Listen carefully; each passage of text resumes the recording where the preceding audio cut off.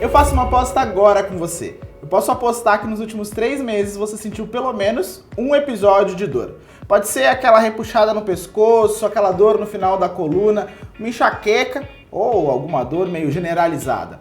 A gente, às vezes, convive com dor.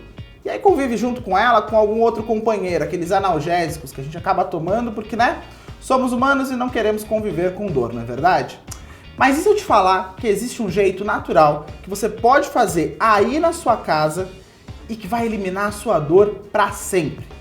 Bacana, eu sei que você vai querer saber, não é verdade? Então fica comigo, porque esse é um dos temas que a gente vai debater com a nossa convidada de hoje, a Mari Muradas. Eu sou o Leopoldo Rosa e essa é a nossa primeira dose. Me conta aqui nos comentários, qual foi a última vez que você sentiu dor? Também deixa o seu like no vídeo. Isso, com certeza, não dói nada. Bom, a Mari Muradas é educadora do método Feldenkrais, é doula, escritora, trabalha com vários temas que a gente adora conversar aqui na Jolivie, neuroplasticidade, mindfulness, parto humanizado e, como eu disse, o método Feldenkrais. E tem aí uma série de seguidores nas redes sociais, uma série de e-mails em que ela vem falando e educando as pessoas sobre esses assuntos. E aceitou o nosso convite gentilmente para ser a nossa primeira convidada. Mari, obrigado, viu, por estar aqui com a gente hoje. É um prazer te receber. Um prazer enorme. Obrigada a vocês pelo convite. Queria começar essa conversa te perguntando como que essas terapias alternativas e tão eficientes e tão importantes se conectaram na tua vida, né? De alguma maneira, todas elas se conectam e você acabou ajudando muita gente junto com elas e através delas, né? Bom, eu me tornei educadora Feldenkrais na Califórnia. Eu fui para lá estudar inglês e acabei conhecendo o método Feldenkrais lá. E aí eu decidi ficar e fazer a formação. Eu fiz a formação em San Diego, eu morei lá por quase 8 anos. E lá, já trabalhando com o método, dando aula de consciência pelo movimento, eu comecei a ter gestantes que vinham e me procuravam para fazer as aulas de consciência pelo movimento na gestação, muito no intuito de eliminar desconfortos, aumentar, a qualidade de vida da gestante que está ali com aquela autoimagem sendo transformada semana a semana. E até que uma aluna, que era uma aluna brasileira, me convidou para acompanhá-la no seu processo de parto. E foi assim que eu acabei me tornando doula. E os dois universos se conversam de uma forma muito, muito potente e que tem um lugar da eficiência e do estudo da neuroplasticidade, o que acontece nesse processo de gestação, que está muito relacionado com os conceitos que o Feldenkrais traz. O método Feldenkrais, para quem nunca ouviu falar, na minha humildíssima avaliação, gente, é um dos métodos mais interessantes de combate à dor já inventados na história da humanidade. A gente vai falar sobre ele daqui a pouco. Então eu queria muito que você aguardasse para esse momento da conversa, porque ele é muito poderoso. Mas antes, eu queria falar sobre o teu trabalho como doula, porque é algo que bom tá ficando cada vez mais popular. E é um trabalho muito importante para a mulher gestante, porque cada vez mais está ajudando que esse momento do parto deixe de ser um momento de cirurgia e se torne de fato um momento de conexão, um momento natural, né? É esse ponto, né? A gente ainda vive uma grande epidemia de cesárea aqui no Brasil. O conceito da medicalização do parto, ele ainda é o maior número. As pessoas pensam em parto, elas automaticamente visualizam uma cena de dor e sofrimento. E o parto, ele não é. Ele é um evento fisiológico, onde o nosso corpo tem todas as ferramentas possíveis para lidar com aquele processo da melhor forma e da mais eficiente, da mais confortável e da mais prazerosa.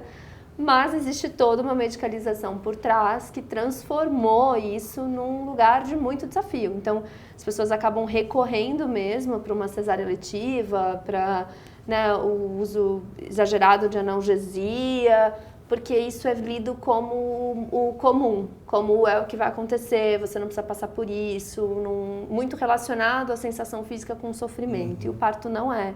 O parto, a gente fala que antes dele acontecer, no nosso corpo, o Feldenkrais ele nem separa tanto corpo e mente, mas para mim nessa ideia de explicar o parto, antes de ele acontecer no corpo, ele acontece na nossa cabeça. Então, quando a gente entende esses conceitos, reconhece quais são os nossos medos e como que o corpo reage ao processo do parto, a gente transforma o parto em poder.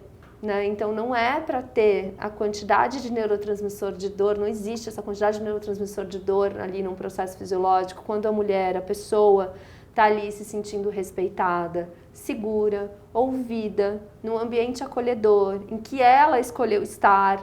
Tudo isso tem um efeito muito grande, né, em como que a gente vai reagir àquela sensação física. O parto é para ser um evento fisiológico no nosso corpo. E quando existe algo que precise de auxílio, a gente recorre, né? Cesáreas salvam vidas, salvam bebês quando elas são bem indicadas. Da forma que a gente ainda vive aqui no Brasil, ainda é uma grande vergonha, uma tristeza. E é triste porque é algo que a gente tem que ver como saúde pública, porque isso não vai afetar só a vida e a saúde daquela pessoa que viveu o evento do parto. Aquilo afeta a vida daquele bebê que nasceu por aquela via e naquelas condições, né? Então, a gente ainda está muito atrasado nessa discussão e a violência obstétrica aqui no Brasil ela é algo chocante e tristíssima ainda. E é muito louco, gente, como esse papo, para algumas pessoas, ele soa, mas isso é coisa, a coisa do parto humanizado, parece coisa de quem tem dinheiro, ou de quem tá numa vibe muito, nossa, uma vibe meio natural, né, e tal. Mas quando você leva, e eu sei que muita gente que está me assistindo agora aqui no nosso canal é um público 70 mais, 60 mais, quando você leva esse papo, eu já tive essa conversa num almoço de domingo, né, com a minha família, para as minhas tias-avós que tem mais de 70, elas falam, isso é o parto que eu tive, é o parto normal, é o parto das minhas filhas, porque é o parto das nossas avós. Né? É aquilo que existia e que estava posto como normal e natural no cotidiano das famílias antes da gente ser engolido pela tecnologia, pelas agendas que a gente está vivendo hoje.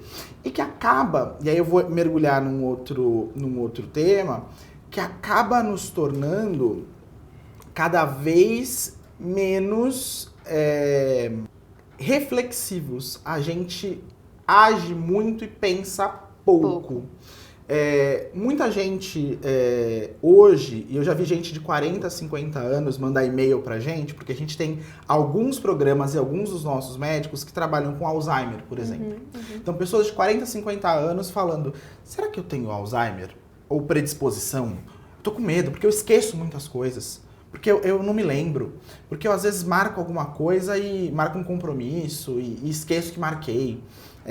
Eu preciso pagar uma conta e esqueço que tinha que pagar essa conta. Porque as pessoas têm tanta informação e estão o tempo todo tão hiperestimuladas que o corpo não dá conta, né? A gente não está tendo mais a consciência sobre os nossos processos. É tudo tão automatizado, é tudo tanto num lugar de produz até você morrer, e você morrer literalmente vivo ainda, né? Porque as pessoas ainda estão aqui, mas estão completamente sem consciência das suas escolhas, das suas atitudes, dos seus pensamentos. E isso vai gerando um monte de ruído, né? E um monte de dor, um monte de desconforto, um monte de insegurança. Então é um lugar que as pessoas também vão numa busca que elas querem, qual é a minha pílula? O que vai resolver o meu problema? Como eu cheguei a esse problema e como eu me sinto com esse problema não é algo que ainda me interessa a pesquisa. Eu quero que você venha e me conserte. E aí o Feldenkrais vem muito nesse lugar, né? O Feldenkrais, ele não tem uma frase do Moshe que eu amo, que ele fala, eu não conserto pessoas. Eu não estou atrás de corpos flexíveis, mas cérebros flexíveis, né? Como é um desejo de restaurar a cada um a sua dignidade humana, de você reconhecer o seu processo de aprendizagem e o seu desenvolvimento como um grande potencial que todo mundo tem e que ele é contínuo, que era isso também. É bom a gente falar isso, especialmente para esse público 60 a mais, porque às vezes as pessoas têm esse lugar, já perdi a minha chance. Não, a neuroplasticidade está aqui para comprovar que o cérebro ele é flexível e ele segue em pleno desenvolvimento. Sim. Eternamente. Vai diminuir, né, os picos de neuroplasticidade acelerada ou não? Vai, mas é um cérebro que continua em processo de aprendizagem. Então, quando a gente não fala sobre essa potência nossa de reestruturação, de resiliência mesmo, fica esse lugar dessa busca das soluções rápidas, das cirurgias, né, das medicalizações, desse excesso de ruído e esse lugar muito focado no externo, né, o como o outro me enxerga mais do que como eu me sinto, né, realizando essa atividade, esse meu momento, quem eu sou no mundo, né? É esse lugar que a gente está com um grande desafio. E aí tem uma coisa, quando a gente fala dessa hiperestimulação, as pessoas tendem a achar que hiperestimulado é, nossa, mega empresária que tá ali com milhões de contatos, ou alguém que necessariamente faz milhões de atividades, a mulher ou o homem que trabalha fora, cuida dos filhos e vai... Mas uma pessoa que...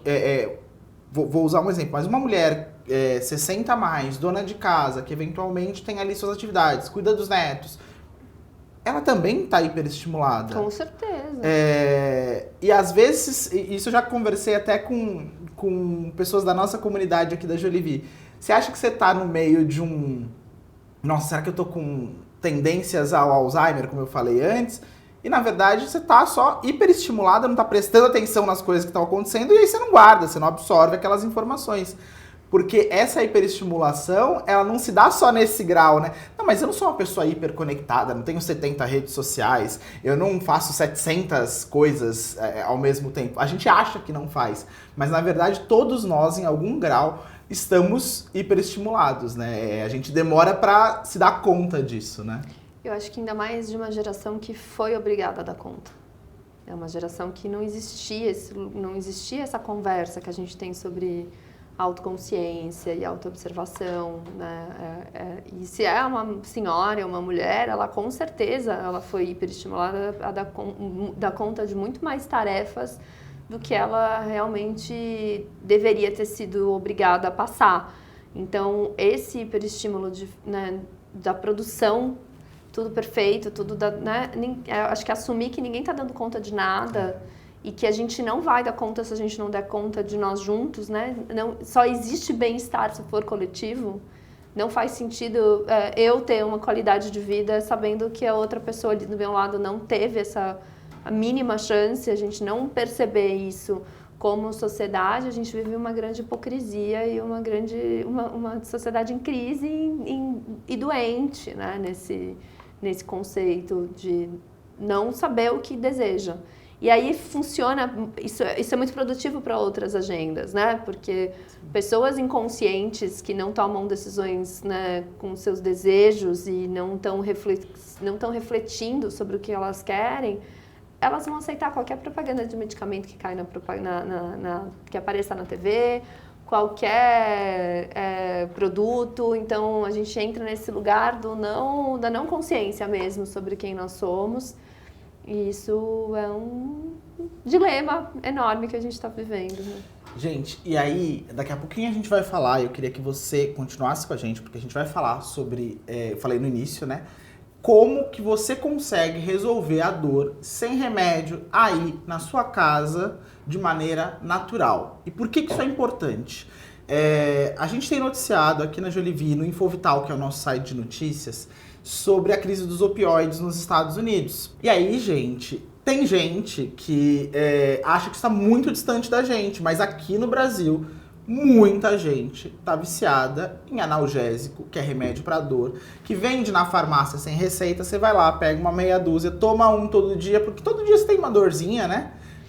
E você acha que você não está viciado, mas na verdade a sensação de alívio que esse remédio provoca, todo dia você tomar um, você vai se viciando naquilo de um dia para o outro, de um dia para o outro, de um dia para o outro, e ninguém está olhando, porque você está alimentando uma indústria milionária que está achando maior barato que você esteja fazendo isso, e não tem esse viés de crise ou de epidemia como que a gente noticia relacionado aos Estados Unidos. Então é muito importante que a gente tome essa consciência, que a gente perceba quanto de remédio eu tomo ao longo de um dia, ao longo de um mês, ao longo de um ano, né? Será que existiriam ou existem outras alternativas, né, do que eu colocar isso dentro do meu corpo? Eu sempre falo que o exercício de ler a bula de remédio, tem gente que fala assim, ah não, eu nem leio a bula porque se você ler você não toma. É aí que você tem que ler. Porque aí você toma com muito mais critério. Porque se você for ler a bula do remédio, você não toma o mesmo remédio todos os dias sem necessidade. Então, é por isso que eu falo, né? É muito importante a gente entender cada coisa que a gente coloca dentro do nosso corpo, né? E o remédio, acho que é de todas as coisas que a gente coloca dentro do nosso corpo, né? O alimento, a comida ultraprocessada que a gente fala tanto aqui, eu acho que o topo da pirâmide é o remédio, né? Do que a gente tem que tomar mais consciência do que a gente coloca dentro do nosso corpo. Antes da gente falar do Feldenkrais, eu queria saber se tem alguma prática de mindfulness que a gente pudesse ensinar para as pessoas e que seja simples de fazer. As pessoas tendem a achar que mindfulness é quase como uma yoga, que você tem que estar num lugar tranquilo e fazer perninha de índia, aquela posição de meditação. Tem alguma coisa que dá para ser feita e que tem um resultado bacana e que as pessoas podem fazer no dia a dia? Sem dúvida, eu era essa pessoa que tinha esse tipo de preconceito, eu acabei utilizando mindfulness pelas minhas questões psíquicas, emocionais. Mindfulness foi o que me ajudou a diminuir as minhas crises de ansiedade. E eu entendi que para mim não funciona eu sentar e ouvir uma musiquinha calma, me dá mais gatilho de ansiedade, me vem mais um ruído que eu não vou conseguir do que nas minhas atividades. Então hoje eu pratico mindfulness no banho. Então eu começo a tomar banho, a água do chuveiro vai escorrendo pelo corpo, a gente automaticamente vai para qualquer outro lugar menos o banho, né? Essas atividades automáticas, então, sei lá, né? Você pensa na lista do mercado, que roupa que você vai colocar, que e-mail que você não mandou. Então, o meu exercício nesses minutos de banho, eu vou só narrar o meu banho. Então, observar qual que é a sensação, né? Quando eu pego o frasco de shampoo, qual que é o cheiro. Então, é você ir narrando as suas atividades instante a instante com esse lugar da curiosidade. Né, de você observar como que você faz e qual é a sensação física que aquele ambiente, aquela situação te proporciona. Então, tomar banho, escovar o dente é uma outra atividade que eu pratico mindfulness todos os dias enquanto eu escovo o dente, que eu falo, eu vou estar escovando o dente pelo menos 3 vezes por dia e eu tenho um micro instante do meu dia que eu posso só estar aqui comigo. Só comigo, a escova, a pasta, é isso que eu vou ficar. Na alimentação, a gente, hoje em dia, o celular ele é o nosso cigarrinho dos anos 80 socialmente aceito, que daqui a pouco a gente vai olhar lá atrás, lá na frente a gente vai olhar e vai pensar, nossa, a gente fazia isso. Celular na mesa. A gente fazia isso, né? Como pode? Então, eu vou só observar a sensação da textura, o cheiro da comida, o gosto, observar o movimento que eu faço. Lavar a louça, eu falo que para mim foi muito importante quando eu comecei a praticar mindfulness e entender os benefícios, como que nas atividades do meu dia eu poderia me dar essa pílula de presença. Porque para mim com mindfulness fica muito claro, eu não tenho que lavar louça, não tenho que pendurar roupa, eu tenho uma oportunidade de fazer aquilo. Ser adulto é chato mesmo, a gente é responsável pelo nosso cuidado da vida, e que se a gente faz isso com essa predisposição da sensação de punição, agora eu tenho que ir lá fazer isso. Não, eu estou tendo uma oportunidade. Se eu tive esse prato sujo, significa que eu tive comida na minha mesa. E isso, nesse ano que a gente vive no Brasil, você já está ali num privilégio de quase 40% da população. Então, assim, é muito importante você usar esse momento, e nem é só na ideia de praticar gratidão, mas é um lugar que eu tenho a oportunidade de estar aqui fazendo isso e observando como que eu tô quando eu realizo essa atividade. Qual que é a sensação dessa bucha na minha mão, qual que é a textura dessa espuma. E aí, do lado prático disso tentar focar a atenção e o pensamento nessa sensação mesmo, né? Então, em vez de estar ali lavando a louça e pensando, então quando eu terminar isso aqui eu preciso fazer não sei o quê, e aí depois eu vou fazer não sei o que lá, tá ali. Então, eu tô passando aqui a bucha. Então, olha que legal, olha, faz bastante espuma, olha, tá limpando bem ou não tá limpando bem, preciso passar mais aqui e ali. É focar a atenção só naquilo e tentar afastar ou não focar o pensamento em outras ideias, é isso? É sair dessa ruminação do pensamento ou pro passado ou pro futuro, né? Então a gente tem essa tendência da gente eu falo que a gente tem como se fosse um suricato mental na nossa cabeça, sabe? Aquele bichinho, e ele fica pulando, levando a gente para onde ele bem entender. Mindfulness me permite colocar uma coleira nesse bichinho, desse suricato, e falar, não, agora eu tô eu e esse prato. O que eu vou fazer agora, nesses instantes, é resolver essa sensação e estar presente nessa minha sensação. Porque essa nossa tendência de ficar indo e voltando, todo pensamento que a gente tem gera uma resposta bioquímica fisiológica no nosso corpo. Então, a gente está pensando sobre aquela briga com alguém que a gente está ali ruminando, a gente segue produzindo cortisol e adrenalina na nossa corrente sanguínea. O corpo ele não sabe diferenciar se aquilo é só um pensamento ou aquilo é uma realidade. Então, quando a gente começa a ter esses momentos de autoobservação, a tendência, né, os pensamentos o mindfulness não quer que a gente pare os pensamentos. Diferente de outras práticas contemplativas, meditação, o mindfulness é focar a nossa atenção no agora. E esse focar a nossa atenção no agora vão trazer o benefício do estado do foco mesmo, que você consegue observar como você se sente em determinada situação do que você agir no piloto automático. Então eu falo que ajuda muito nesse lugar de você ter essa consciência de nomear os seus sentimentos e você conseguir dar aquela micropausa daquele respiro, de você não reagir, né? Não soltar a segunda flecha, você não reagir às situações no automático e sem essa crítica mesmo de autoobservação. Então os pensamentos vão vir. O Jon Kabat-Zinn ele fala, né? Os pensamentos vão continuar acontecendo. A gente só não precisa oferecer chá para eles e falar, fica aqui comigo, vamos tomar um cafezinho e a gente vai entrar aqui nesse looping de ruminação sem nenhum propósito. É usar o nosso tempo com a devida importância que ele tem. É a nossa vida, né? E aí, ó, dá pra aplicar inclusive aqui. Provavelmente muita gente que tá nos assistindo e fazendo outra coisa, né? Às vezes você tá ouvindo só o vídeo enquanto você tá fazendo, lavando louça, enquanto você tá fazendo o serviço de casa. A gente acaba tentando multiplicar o tempo, né? Então você faz várias atividades na mesma meia hora, porque aí você fala, nossa, essa meia hora rendeu, né? Eu fiz 4 coisas ao mesmo tempo. Aí depois alguém te pergunta, como é que foi aquele vídeo que você falou que ia assistir? Foi bom? O que eles ensinaram? Nossa, não me lembro. Você lavou aquele prato assim, assim, assim? Nossa, acho que eu lavei, mas preciso olhar. Porque você também não lembra mais se você lavou ou não aquele prato. E essa porque a atenção não estava focada em nenhuma das coisas que você fez, né? E essa qualidade da atenção que a gente está perdendo muito como sociedade, que isso está se tornando cada vez pior, porque a gente tenta aumentar essa produtividade de dar conta de mais coisas ao mesmo tempo. Só que a nossa capacidade de observar, assimilar e armazenar um aprendizado, ela está se tornando cada vez mais curta. Os últimos estudos comparando, né, falando de geração TikTok e rede social, isso está ainda se tornando cada vez mais doentio, porque você tem que passar um conteúdo denso em 1 minuto, em 15 segundos, porque mais que isso, as crianças, os adolescentes, os jovens, nós, adultos, a gente já nem observa, porque é tão mais fácil passar o dedo para o lado do que você engajar e refletir sobre qual é que aquela pessoa está te trazendo, o que está sendo dito ali. Então isso é ainda mais grave. E a ideia com Mindfulness é que você consiga focar no agora, mas que a gente saia da mente julgadora para a mente curiosa. E isso tem muito a ver com o Feldenkrais e com o processo de aprendizagem. A gente aprende pelo interesse e pela curiosidade. Se a gente vai no lugar que a gente está sendo julgado, ou que eu tenho o quê, eu preciso fazer isso ou isso.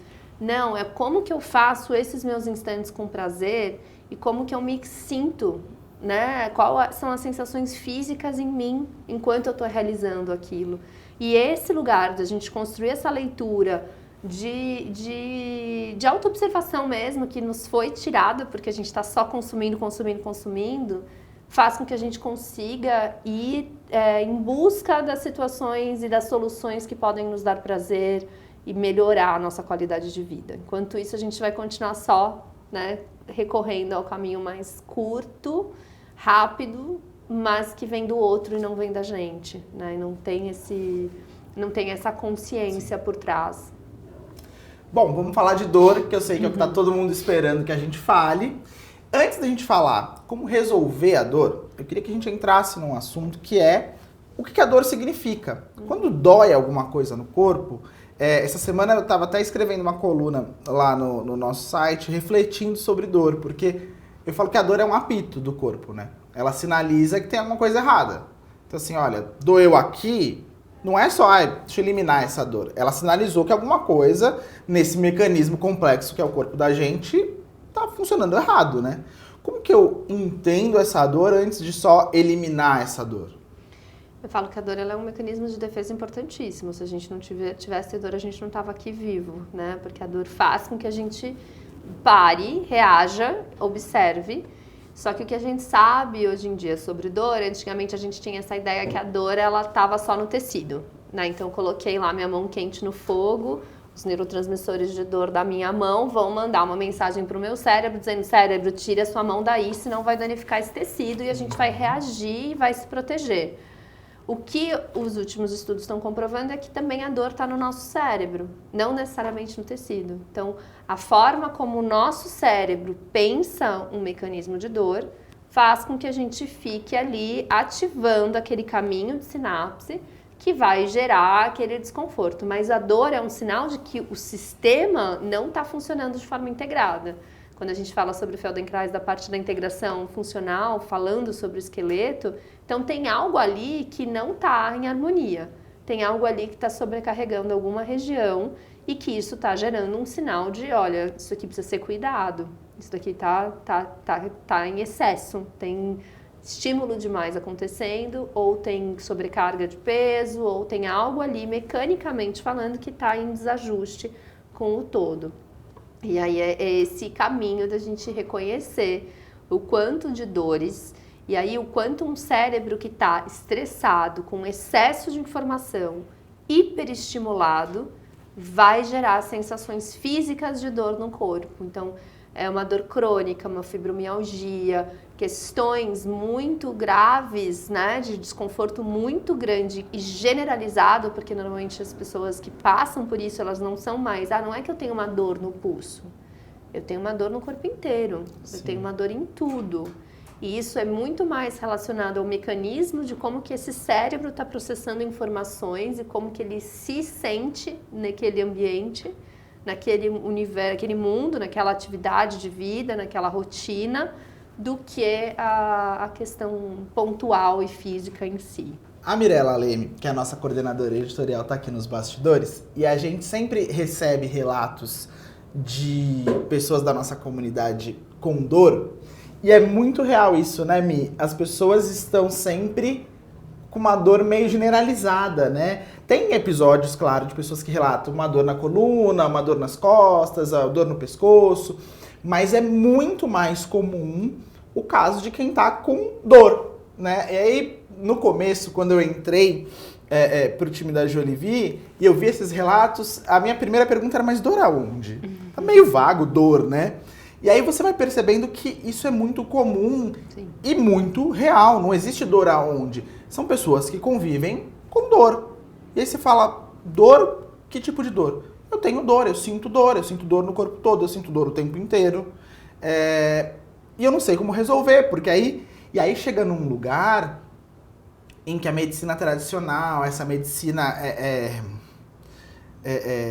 do remédio, né? Essa medicina analgésica da droga, não tem solução também, né? Porque você chega num médico tradicional e fala: eu sinto dor o tempo inteiro, em todo lugar.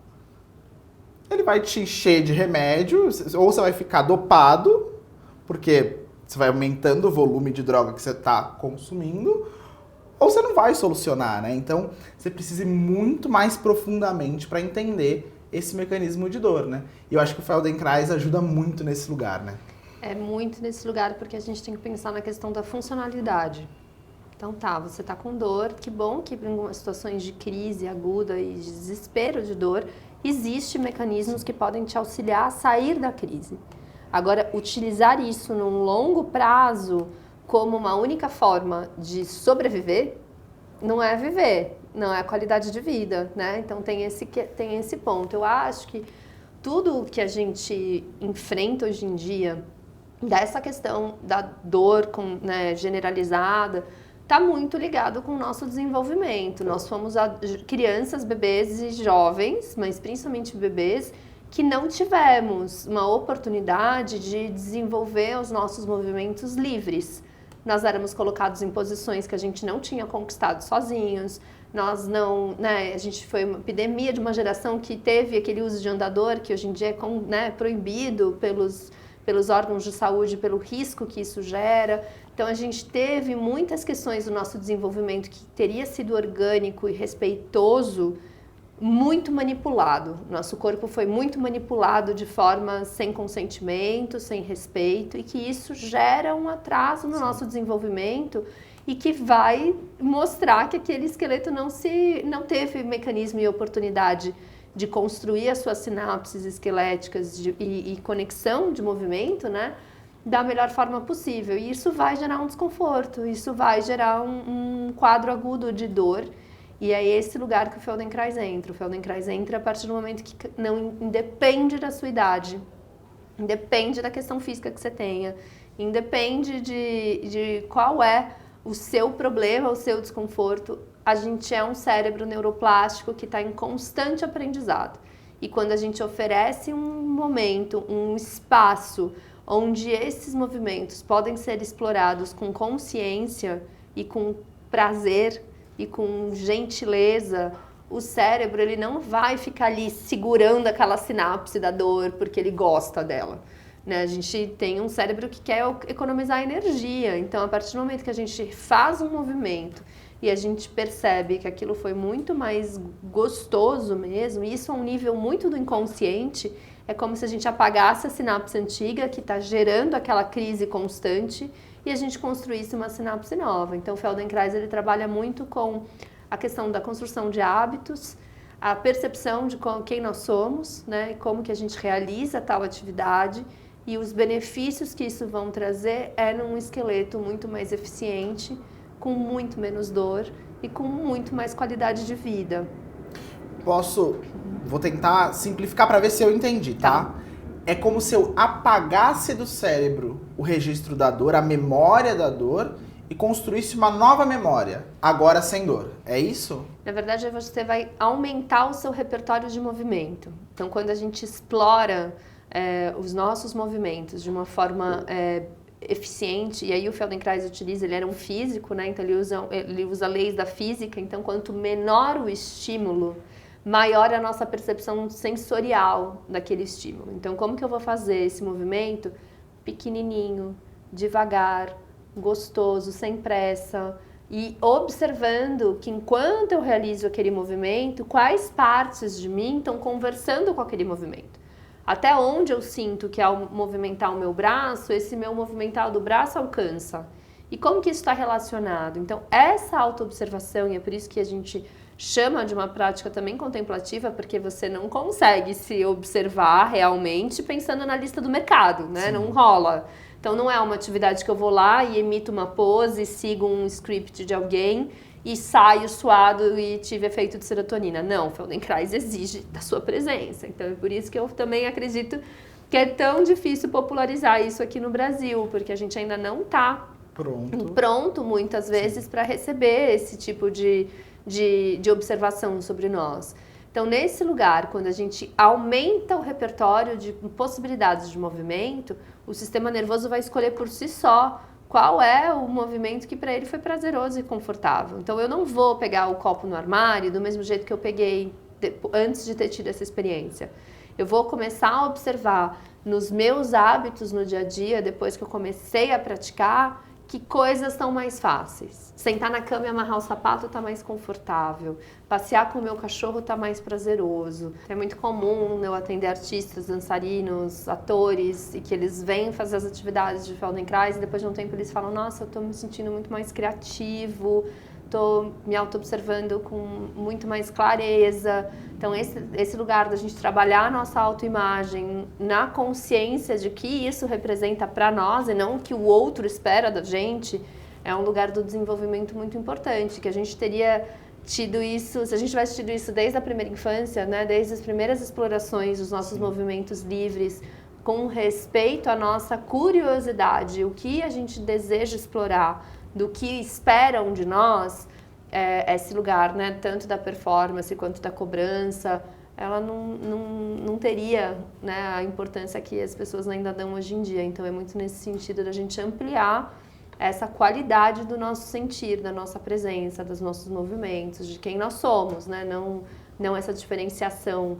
que a gente ainda vive, corpo e mente, performance, produção e tudo. Bom, agora eu vou pedir para Mari tentar aí trazer pra gente alguma prática do método Feldenkrais. Sei que tem gente que está nos assistindo, claro, porque talvez esteja sentindo dor nesse momento. O que a gente pode praticar, o que a gente pode colocar em prática nesse momento que vai trazer, de alguma maneira, um alívio da dor e que dá para fazer em casa? Olha, são diversas, assim, são milhares, né, de práticas que o Feldenkrais desenvolveu.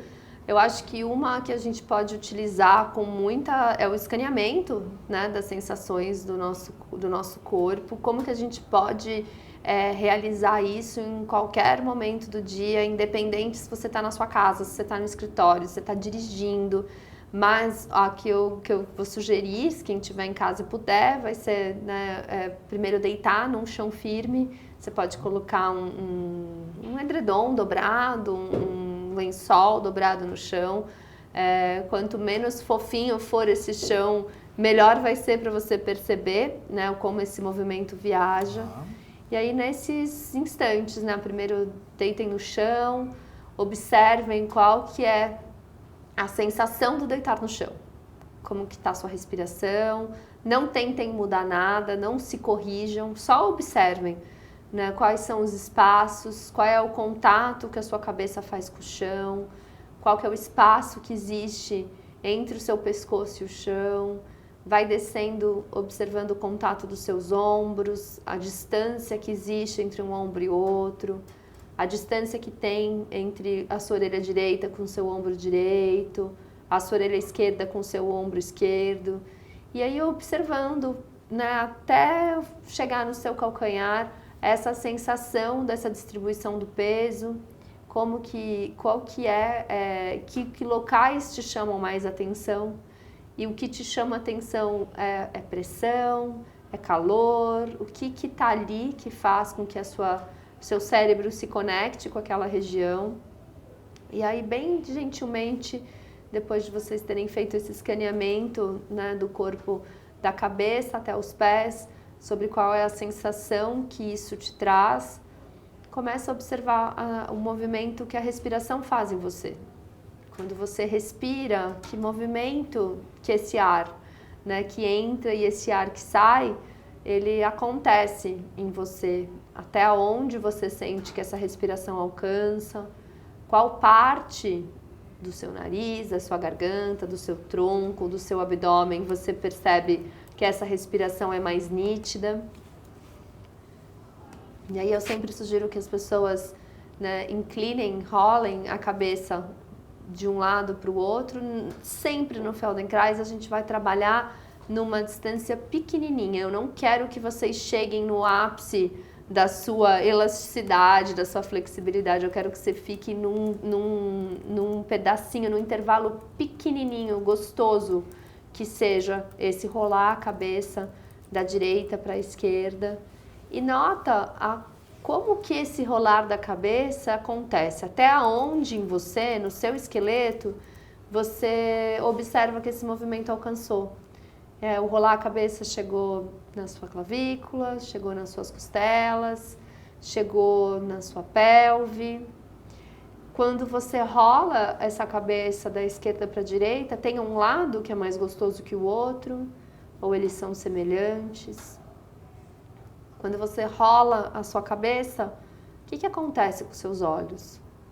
Seus olhos que estão provavelmente fechados, eles se movimentam, eles vão para o mesmo lado, eles vão para a direção oposta. Qual que é o movimento que os seus olhos fazem nesse movimento do rolar da cabeça?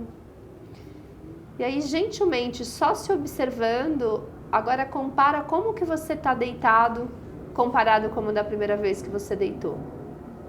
Qual que é a sensação do peso se distribuindo pelo chão? Que pontos te chamam mais a atenção? E aí isso é uma prática, essa seria a introdução de uma lição de mais de 30 minutos, mas essa micro introdução da gente se observar, e o Feldenkrais ele trabalha com a diferenciação, né? Então quando a gente compara o antes e depois, a gente permite que o cérebro note o que mudou. E como que essas mudanças acontecerem é validar que uma nova sinapse ali foi construída. Um cérebro se conectou com partes de você num novo lugar. Então, como que ampliar essa quantidade de repertório de movimento e principalmente essa nossa atenção em busca do prazer ao realizar um movimento acaba sendo um ponto muito importante de aprendizado e para melhorar essa nossa autoimagem, para que a gente tenha uma autoimagem com mais clareza e aí a gente vai ter uma vida muito mais eficiente, um movimento muito mais confortável e, consequentemente, diminuir a dor. Falo que com o Feldenkrais nosso foco não é diminuir a dor de ninguém, mas auxiliar com que as pessoas encontrem as ferramentas e o seu processo de aprendizado para que elas potencializem a sua eficiência e seu prazer e que isso acaba por tabela diminuindo a dor, né, ao longo desse processo. Eu já fiz esse processo de escaneamento e eu posso dizer para vocês que tem um efeito muito imediato. Muito. Porque tem uma coisa que acontece aí, e aconteceu comigo, tá? Eu não sei se é comum, você pode me dizer. Você percebe, às vezes, que você coloca o peso do corpo de maneira desigual de um lado e do outro. E isso provoca dor. Eu passei até alguns episódios de dor no corpo, porque eu tive um ganho de peso na pandemia, como muitos de nós, então não me julguem. E estamos todo mundo junto, tá? Tá tudo bem, mas tive. E aí, eu acho que nesse processo, eu passei a colocar muito do peso do corpo de um lado só. Isso começou a trazer um episódio de dor um pouco mais aguda.